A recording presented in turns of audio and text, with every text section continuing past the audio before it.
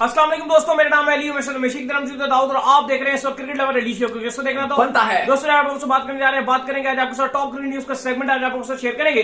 Number 1 पे आप लोगों से बात करने जा रहे हैं, जो हमारे पास अपडेट आ रही है वो अपडेट आ रही है जी कि पाकिस्तान के 7 ऐसे खिलाड़ी हैं जिन्होंने प्रैक्टिस सेशन जो है मिस किया है। कौन है वो आपको बताएंगे, बात करेंगे जी। इसके बाद जो हमारे पास अपडेट आ रही है वो आ रही है जी बाबर आजम को लेकर। बाबर आजम जो प्रेस कॉन्फ्रेंस करने आए हुए थे, बड़ी डीप किस्म की बाबर आजम ने जो वहां पर गुफ्तगू की है। टॉस को लेकर क्या मानना है, क्या करेगा पाकिस्तान अगर पाकिस्तान जो है वो कल टॉस जीत जाता है, ये भी क्लियर आंसर जो हमारे पास आ चुका है। और क्या होने जा रही है पाकिस्तान की फाइनल प्लेइंग 11, इस पर भी बात करेंगे। तो अगर आप हमारे चैनल पर पहली बार है, चैनल को अभी सब्सक्राइब करें, साथ ही बेल आइकन ना भूलिएगा। तो बात का आगाज करते हैं नंबर 1 खबर के साथ जो हमारे पास आ रही है। दाऊद साहब, इस वक्त जो नंबर 1 खबर आ रही है वो हमारे पास यही आ रही है कि पाकिस्तान वर्सेस इंडिया, तमाम आप कहने के मुकाबलों, तमाम बैटल्स की जो मां है वो कल होने जा रही है। मुकाबलों का मुकाबला, मां मुकाबला, बड़ा मुकाबला, Pakistan versus India. Grand stage जो है सजने को तैयार है। 1,20,000 लोग जो है इसको ग्राउंड में लाइव देखेंगे, करोड़ों इसको जो है टीवी पर देखेंगे। एक नाच की रिक्वेस्ट की थी इन्होंने, लेकिन वो एक्सेप्ट नहीं हुई है जयशाह की तरफ से। वो एक अलग स्टोरी है, वो फिर किसी दिन जो उसके ऊपर चर्चा करेंगे। एक नाच ये चाहते थे लेकिन नहीं देख पाएंगे, लेकिन कुछ सिंगर जरूर आएंगे जो अच्छा गाएंगे वहां पर आकर, एक जो है अलग किस्म का जो है माहौल गरमाएगा। क्या होने जा रहा है कल? देखिए, जोश फैंस का अपने आप ताप से रूजों पर पहुंचता जा रहा है। पहन के तो नहीं सोएंगे ये? नहीं, रात को उतार दूंगा, फिर सुबह उठते साथ दोबारा पहन लूंगा। लेकिन अली साहब, जिस तरह टाइम गुजरता जा रहा है, जिस तरीके से एक एक मिनट गुजर रहा है, दिल की धड़कनें और तेज होती जा रही हैं। और जो आप कह रहे हो ना कि एक एक मिनट भी ऐसे लग रहा है कि घंटे की तरह गुजर रहा है, क्योंकि कल शायद इसी टाइम पर मैच चल रहा होगा और एक टीम की बैटिंग भी हो चुकी होगी और दूसरी टीम की बैटिंग चल रही होगी। या तो एक तरफ से फैंस के, एक टीम के फैंस के जो इमोशन टूट रहे होंगे, एक तरफ एक टीम के फैंस के इमोशन बढ़ रहे होंगे, या फिर मैच बराबर भी हो सकता है। यानी कि इस टाइम बराबर चल रहा होगा ना, भी टीम चेस कर रही होगी। अली साहब, सबसे बड़ा मैच पाकिस्तान बनाम भारत बनेगा कल अहमदाबाद में। और आज पाकिस्तान टीम की प्रैक्टिस थी, बाबर आजम की प्रेस कॉन्फ्रेंस थी, सवाल किए गए बाबर आजम से, बड़े मुश्किल सवाल भी किए गए, कुछ फजूल सवाल भी किए गए एज यूजुअल। प्रैक्टिस की बात की जाए तो आज पाकिस्तान टीम के 7 खिलाड़ी प्रैक्टिस में शिरकत नहीं किए। 7 खिलाड़ियों ने आराम को तरजीह दी। प्लेइंग 11 में अली साहब थोड़ा डाउट आ गए, वो जो 7 खिलाड़ी जो अवेलेबल नहीं हुए, क्योंकि कंफ्यूजन फैला दिया उन्होंने। क्योंकि देखो, 2 ही स्लॉट है जिसके ऊपर हम बात कर रहे हैं, वो क्या है, एक ओपनर है और एक उसामा शदाब अली स्लॉट है। तो जितने कैंडिडेट हैं इसके, वो सब के सब आराम कर गए हैं। टोटली जो वो ये देखें ना आप, फखर और उसामा दोनों ने आराम किया। हम क्या बात कर रहे हैं, इनमें से एक खेलेगा, दोनों नहीं आए खेलने के लिए। ये बड़ी अजीब सी रुकावट है। ओपनर में आप कहते हो कि ये फखर जमान है या आपका ये जो खेलेंगे इमाम उल हक, इनमें से कौन खेलेगा? ना फखर आया आज प्रैक्टिस पे, ना इमाम आया और ना अब्दुल्ला शफीक आया। तो फिर खेलेगा कौन जब ये टीम? लेकिन ये ऑप्शनल प्रैक्टिस थी।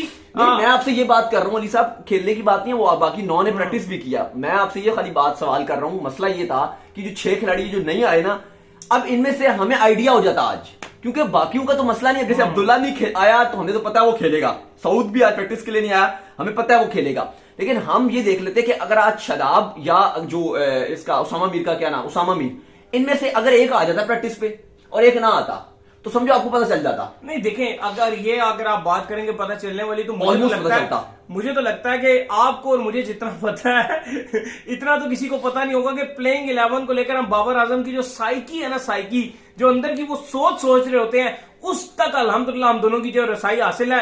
मुझे नहीं लगता कि बाबर किसी भी एंगल से उसामा के बारे में एक बार भी आंखें खोलकर सोच रहे होंगे। नहीं, मैं आपसे वही बात कर रहा हूं ना कि अगर शायद अगर ऐसा हो जाता, नहीं होता ऐसा पॉसिबल, अगर हो जाता तो हमें लगता नहीं, पॉसिबल ही नहीं है। मैं तो नहीं मानता। आप ऐसी बातें कर रहे हैं कि एक दिन आप मुझे बताइए, इब्रार को लेकर इतनी प्रैक्टिस की बाबर आजम ने, क्या बाबर आजम की तब नहीं कुछ सोच जागी यार कि कहीं इसको हल्का सा स्क्वाड में एंटर करा लेता हूँ? पॉसिबल नहीं था ना वो तो। नहीं, स्क्वाड में एंट्री की उनकी सोच नहीं जागी यार, किसी नेक्स्ट मैच में काम आ जाए, बड़ी अच्छी बॉलिंग कर रहा है यहाँ पे। उसामा को नहीं खिला रहे तो इब्रार तक कहां सोचेंगे? वही तो मैं कह रहा हूँ, क्लियर है भाई प्लेइंग 11 में मुझे नहीं लगता कि उसामा आ रहे। नहीं, वो बात आपकी ठीक है, मैं एग्री करता हूँ उस बात से। लेकिन दूसरी बात ये कि अब ओपनर थे, अब बात हो रही थी कि इमाम की फॉर्म नहीं लगी, तो क्या इंडिया वाले मैच में फखर को खिलाया जा सकता है? तो आज इमाम भी नहीं आया, फखर भी नहीं आया। नहीं, वैसे ये डिस्कनेक्ट होना चाहिए इसमें। मुझे लगता है कि थोड़ा सा बाबर सोच भी सकते हैं, वो इस लिहाज से बिल्कुल ही अगर बाबर ना भी सोचे, मुझे ऐसा फील आता है कि जो मिकी है, क्योंकि इंतजाम अब जा चुके हैं, मिकी है इस टाइम। आज जो प्रैक्टिस भी करवाई है वो ब्रेड बर्न से आगे मुझे मिकी नजर आ रहे थे, जो टीम डायरेक्टर भी हैं। तो मिकी आज बहुत आगे नजर आ रहे थे। हो सकता है कि शायद अगर मिकी की, क्योंकि आपको पता है सोच यही थी, जो चैंपियंस ट्रॉफी में भी इवन आमिर सेमीफाइनल नहीं खेले थे, रोमान रईस को खिलाया था, एक लड़के के अच्छी बॉलिंग की थी, लेकिन जब फाइनल बना तो उसमें उन्होंने रोमान को बाहर किया, उन्होंने कहा आमिर बड़ा खिलाड़ी है, मैं आमिर को खिलाऊंगा। तो ये उनकी सोच थी।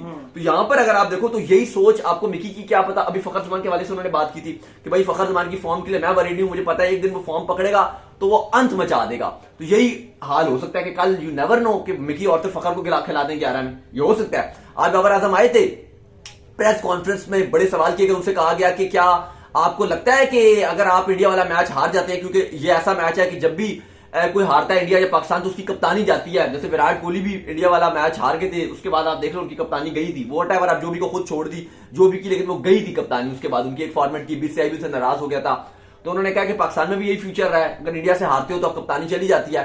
तो उन्होंने कहा, बाबर आजम ने कहा, पहली बात तो यह है कि मेरा अल्लाह ताला के ऊपर बिलीव है कि मैं एक मैच के लिए नहीं आया हुआ कि मैं एक मैच में हारूं, या एक मैच के लिए ना वजह से मुझे कप्तानी मिली है और ना एक मैच की वजह से मेरी कप्तानी जाएगी। बहुत अच्छा सवाल का जवाब दिया बाबर ने, क्योंकि इससे प्रेशर बनता है। अगर आप ये बोलो ना कि यार ये मैच नहीं जीता तो ये हो जाएगा वो हो जाएगा, फिर आप अपने स्किल पर नहीं खेलते, फिर आपके ऊपर प्रेशर हावी हो जाता है। पता है ये आपको भी इस चीज को लेकर जो अंदाजा हो गई कि एक मैच हारने से कोई बाबर की कप्तानी नहीं जाएगी। आपको पॉसिबल ही नहीं है कि अगर बाबर आजम सेमीफाइनल तक टीम को पहुंचाने में कामयाब हो जाते हैं तो बाबर कप्तान रहेंगे। इस मैच से कोई फर्क नहीं पड़ता। अगर सेमीफाइनल तक पाकिस्तान नहीं पहुंच पाता तो यकीनी तौर पर बाबर की कप्तानी चली जाएगी, इसमें कोई दो राय नहीं है। दूसरा, अली साहब जो आज खिलाड़ियों ने प्रैक्टिस की उसमें बाबर आजम खुद शामिल थे, नवाज शामिल थे, शाहीन अफरीदी शामिल थे, हारिस रऊफ, मोहम्मद रिजवान, सलमान अली आगा, मोहम्मद हारिस, जमान खान साहब पता नहीं क्यों प्रैक्टिस करते हैं, मुझे तो इनकी समझ ये नहीं आती, खेलते तो यहाँ नहीं, रिजर्व में रखे हुए हैं, खैर प्रैक्टिस पूरी करते हैं। वसीम जूनियर, इब्रार अहमद भी प्रैक्टिस करते रहे और इफ्तिखार अहमद, इन सब ने प्रैक्टिस सेशन में शिरकत की थी आज अहमदाबाद में, फुल जोश खरोश के साथ प्रैक्टिस की।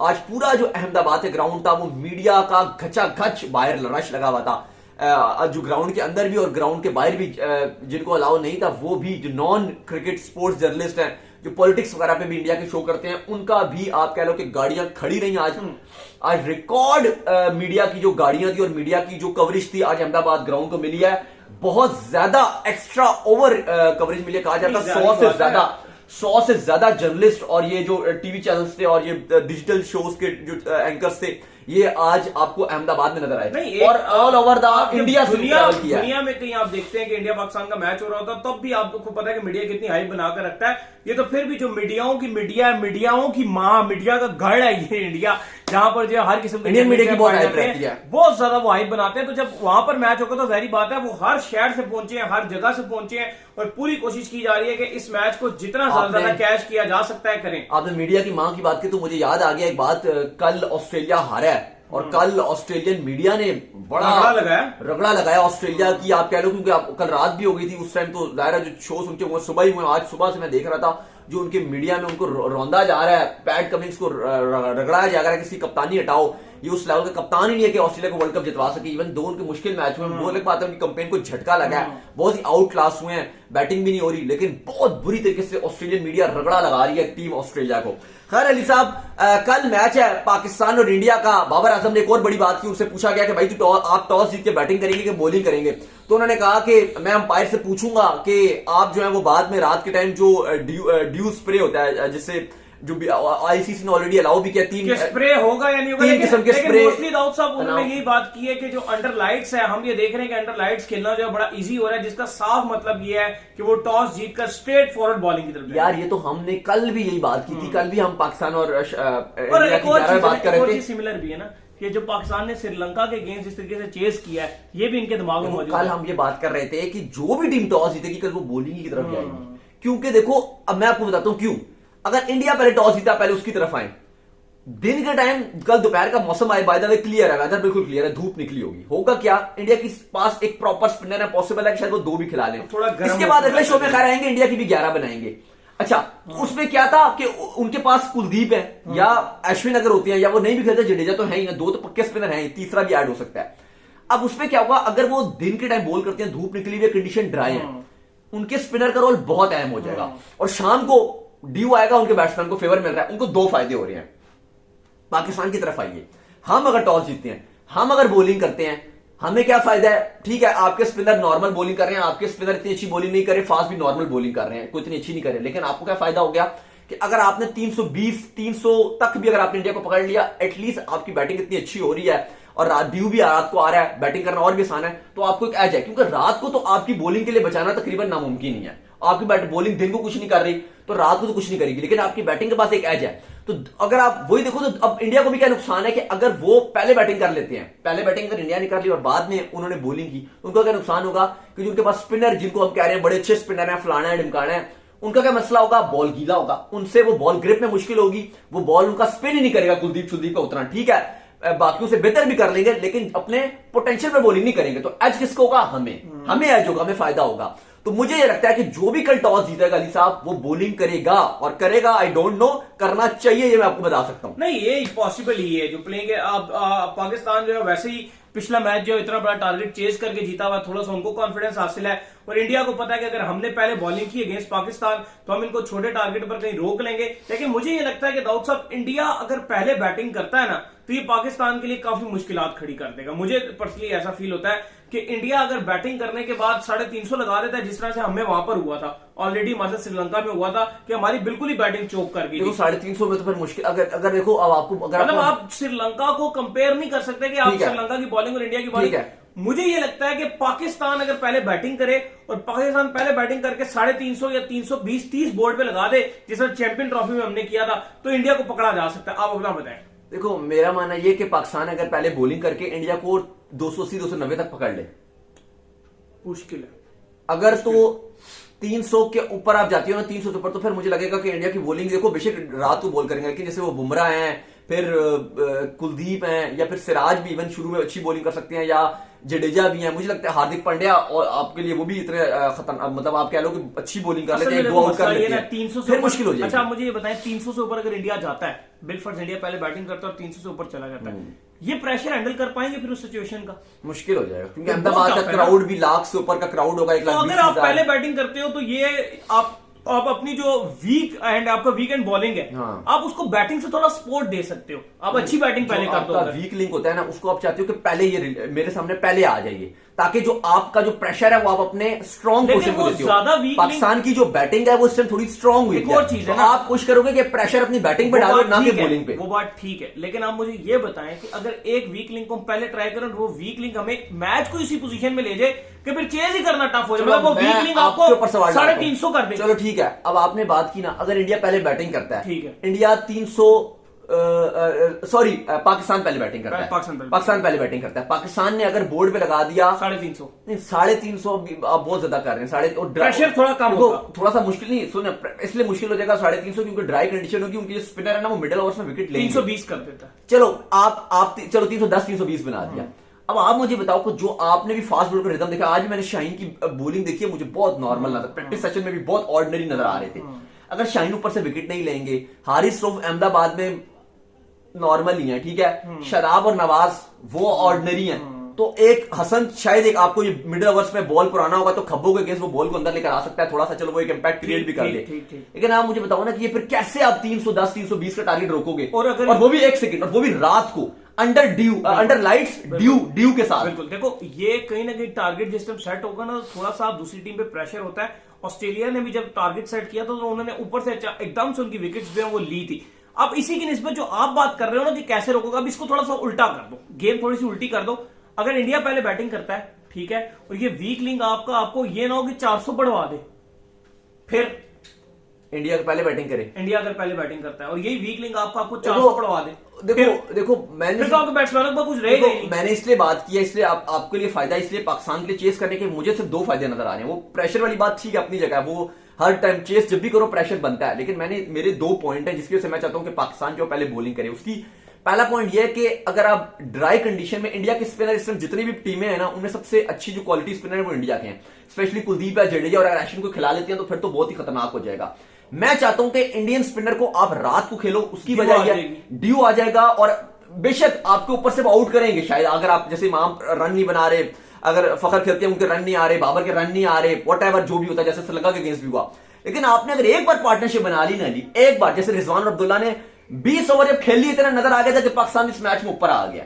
यही होगा इंडिया और ऑस्ट्रेलिया के मैच में भी यही हुआ। इंडिया के 5 रन पे 3 खिलाड़ी आउट कर दिए, 3-0 पे गए हैं, लेकिन जैसे ही 40-50 रन बनाए ना विराट और राहुल ने, नजर आ गया था इंडिया जीत गया। यही हुआ था, और पाकिस्तान ने भी 20 ओवर खेले थे, हमें पता चल गया था पाकिस्तान मैच जीत गया। ये इंडिया ने जब आप लेकिन आपको नजर तो आ गया था ना, पाकिस्तान नहीं मुझे नजर आया था, सॉरी टू से पाकिस्तान में 40 ओवर के बाद नजर आया था। नहीं वो अब आप ऐसी होगा तो कहता ना 80 पाकिस्तान जी, वो ठीक है, वो आप सोच रहे थे कि बड़ा टारगेट पे नहीं होता, इंडिया का 200 टारगेट था, क्या बातें कर रहे हैं यार। लेकिन नजर आ गया था कि जिस तरह बॉल कुछ भी स्पिनर के लिए नहीं था, किसी के लिए कुछ नहीं था। आप खुद बोल रहे थे, आप छोड़े, 2 आउट हो गए थे, जिस तरह आपको लग रहा था कि जीत गया पाकिस्तान। और जब 120 130 मार था, नजर आ रहा था कि पाकिस्तान जीत को लेके जा रहा है, लेकिन पाकिस्तान के हक में नजर आ रहा था कि नहीं। आप कह लो, आप क्या बात कर रहे हैं? 250 के बाद नजर आया था यार, आप फिर अजीब बात कर रहे हैं। जीत क्यों 250 के बाद मतलब नजर आ गया, 250 से पहले नहीं नजर आया था। मैं क्या, मुझे फील आ गया था कि यार जब पाकिस्तान 120 130 बनाया ना, मुझे नजर आ गया था कि अब्दुल्ला और जब रिजवान खेल रहे थे, गेम हाथ में आ गई थी। पॉइंट मेरा खाली इतना है अली कि अगर आप हल्की सी भी पार्टनरशिप बनाती हो रात को, अगर आप थोड़ा सा भी सेट होते हो, गेम आपके हाथ में। मैं इस बात से आप अगर आखिरी पॉइंट है, फिर आप बोल दीजिएगा, अगर आप इंडिया के स्पिनर्स को दिन के टाइम खेलोगे ड्राई कंडीशन में, वो आपके लिए ज्यादा खतरनाक साबित होंगे।